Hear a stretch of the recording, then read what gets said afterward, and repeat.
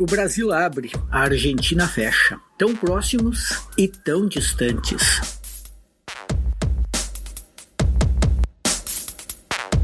É claro que são realidades diferentes e cada país tem sofrido a ação do coronavírus de um modo particular. De toda maneira, é inquietante. A partir deste sábado, a Argentina fechará as atividades não essenciais em diversas regiões, inclusive em Buenos Aires. Segundo as autoridades argentinas, é o pior momento da pandemia no país. Quando se esperava que o pior já tivesse passado, ele está a pleno vapor. O futebol argentino vai parar. Nada de jogos durante esses 9 dias de lockdown. Porque a situação se agravou, atingindo de maneira frontal clubes como o River Plate. O caso da Argentina faz pensar, faz refletir. O coronavírus continua devastador. O fim da pandemia não parece próximo. Cada país vem adotando medidas diferentes. Os países europeus que adotaram medidas fortemente restritivas e que vacinaram bastante estão abrindo, mas sempre com precauções. Aqui na América Latina, poucos países ou nenhum fez um lockdown verdadeiro. Muitas medidas restritivas aqui e ali, mas como se diz muitas vezes, para inglês ver.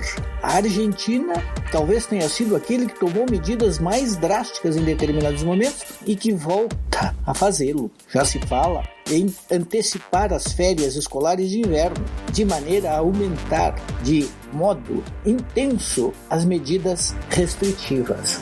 O que se conclui disso tudo? Até agora, os meios empregados não foram suficientes. Cada vez mais se destaca uma conclusão. O que pode parar o vírus é a vacinação. O problema é que os países, em geral, não estão em condições de produzir o IFA, o insumo necessário às vacinas, e precisariam de autorização das farmacêuticas detentoras dos direitos para isso. Ou seja, quebra de patentes e transferência de tecnologia. Isso permitiria à humanidade agir rápido e se salvar. Por que não acontece que se beneficia com o modelo atual? É certo que as farmacêuticas, os laboratórios, investiram muito para produzir vacinas e que o fizeram, entre outras coisas, por motivações comerciais. A pergunta que sempre fica é esta: mas salvar a humanidade não é uma motivação suficiente? E as farmacêuticas já não estão recebendo o suficiente para cobrir seus investimentos e mesmo para dar retorno? Não é possível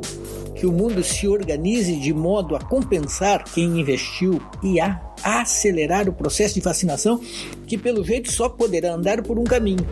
Cada país, recebendo a tecnologia necessária, produz o seu IFA, produz as suas vacinas e faz com que o processo se acelere vertiginosamente. Porque até agora é claro, mesmo para os leigos, a vacina dará uma proteção por tempo determinado. Depois será preciso vacinar novamente. Então, o que realmente pode funcionar? Vacinar em massa para que cada um esteja protegido por um determinado tempo e o vírus não encontre hospedeiro. Esse é o caminho.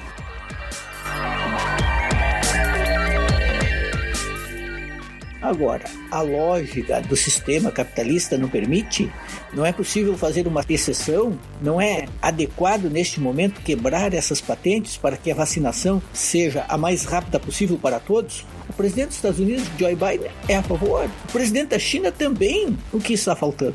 Talvez a famosa vontade política para que essas decisões sejam tomadas o mais rapidamente possível. Enquanto isso não acontece, países terão de fechar, como a Argentina, as mortes continuarão acontecendo e muitos viverão a ilusão de que o fim da pandemia está próximo. A pandemia está aí. O Brasil continua tendo um número espantoso de mortos e não é de duvidar que nos próximos dias ou semanas esse número volte a aumentar. Por enquanto, a solução é uma só: quebrar patentes, transferir tecnologias, acelerar a vacinação.